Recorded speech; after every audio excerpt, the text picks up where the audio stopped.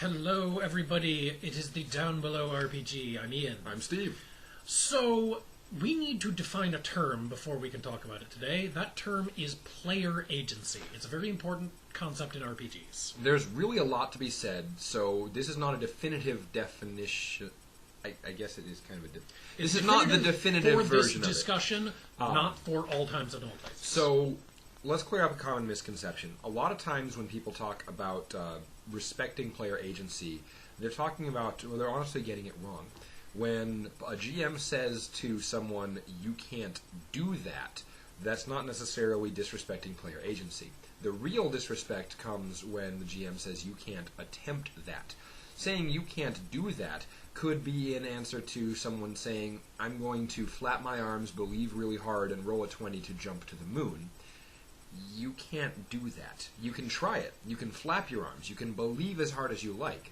If you roll a 20, you will jump as high as your jump check could possibly say that you could jump. And that is respecting player agency, to say you can try that even though we know you won't succeed. The agency we're talking about here is the freedom of the players and the characters to attempt whatever they'd like with reasonable expectations for success or failure.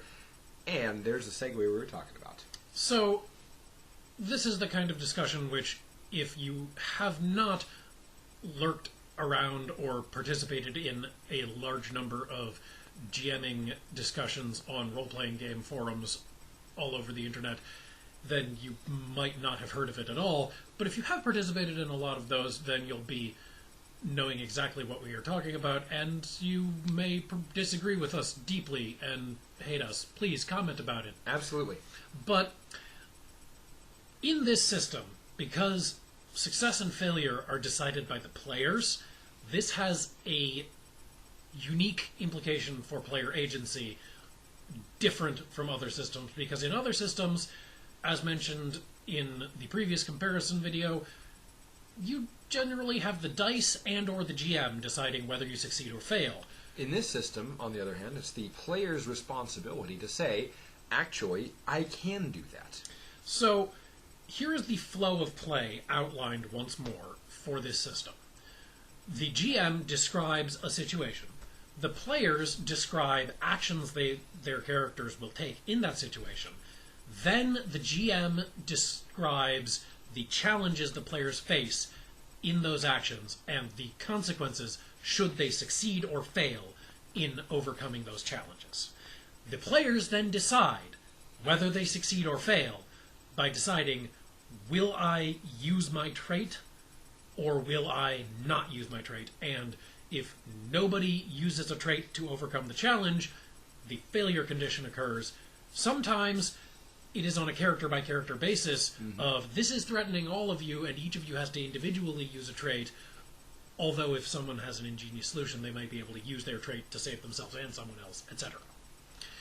For example, you are all on a bridge which is collapsing and have to somehow get off. That might be a situation where you could use a trait to save yourself, and if you're ingenious, you might be able to also use that to save someone else, whatever. So, the basic idea of players deciding whether they succeed or fail goes along with players still basically having control over their course of action to say that you have a pretty unprecedented level of agency and control over what happens to your characters. The GM still ultimately is saying what's on the table. They're both setting the scene in general, and they are specifically telling you what you can get out of success and failure in each challenge that you might face. But the players have the agency to address that however they like. They can address it through success, through failure, through going a completely different way. Often they can express success by leaving the scene entirely and going somewhere else. They can approach the threats and the challenges literally in whatever method they choose.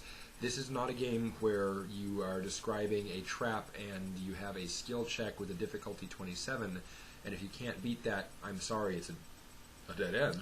This is a game where you are instead describing the trap as a challenge, and so the GM might say, there is an unseen threat in this situation, and if you do not overcome the unseen threat somehow, then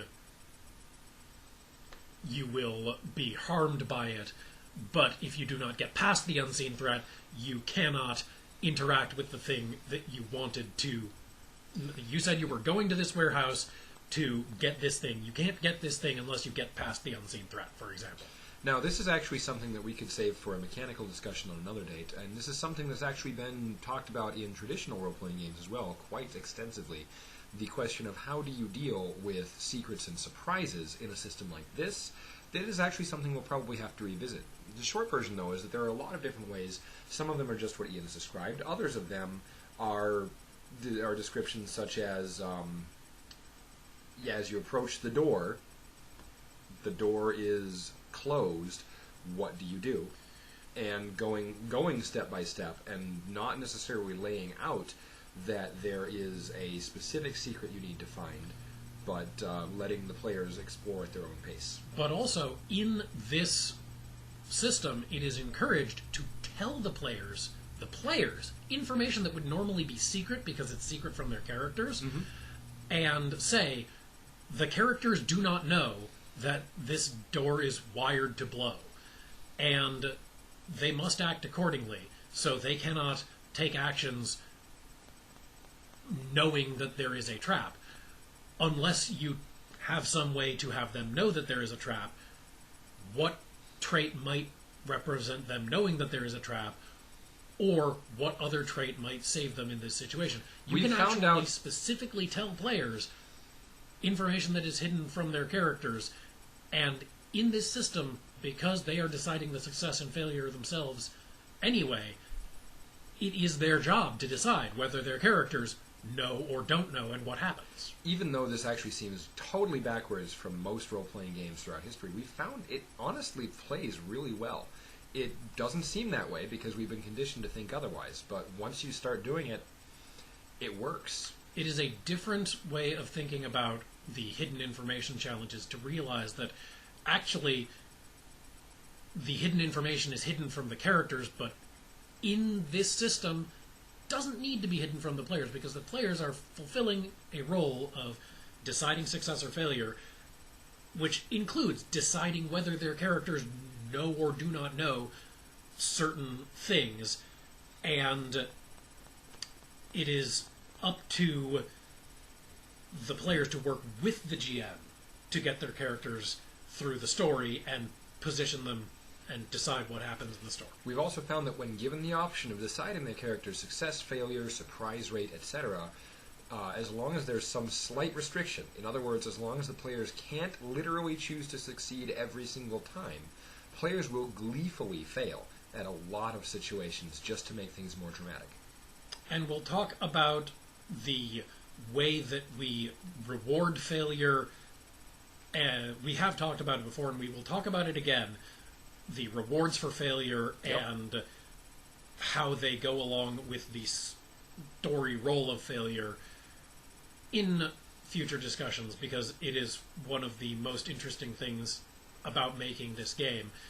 But for now, in summary, the role of the players as arbiters of success and failure makes them more involved on the level that normally only the GM and the dice are. Yep. And so it gives them a level of control which requires a different means of thinking about it than most games. That's what we've got for you today.